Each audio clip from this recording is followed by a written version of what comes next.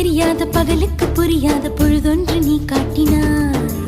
இதயத்தில் நீ இருப்பதனால் நான் தூங்கும் நேரத்தில் என்னுள்ளே தூங்காமல் நெஞ்சுக்குள் வாயாடினாய். கண்ணாடி நீ கடிகாரம் நான் உன்னுள்ளே ஓடோடி வாழ்வே. காதல் எனும் கடுதாசி நீ என்றென்றும் அன்புடன் நான்